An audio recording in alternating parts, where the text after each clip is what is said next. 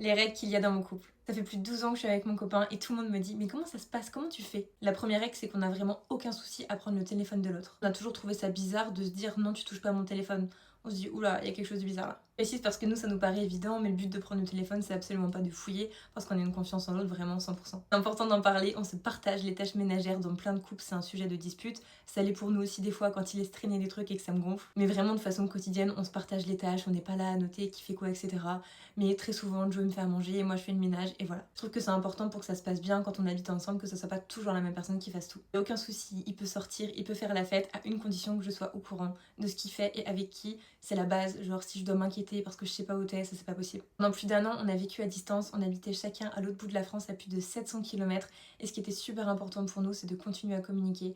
Tous les soirs, on s'appelait en FaceTime pendant des heures et des heures. Dans mon cas à moi, je pouvais pas voir mon copain pendant plusieurs jours d'affilée, pendant des semaines et des semaines, je devais attendre les vacances scolaires. Donc vraiment, la base de tout, c'est de pouvoir échanger, de se voir en FaceTime, d'échanger, etc.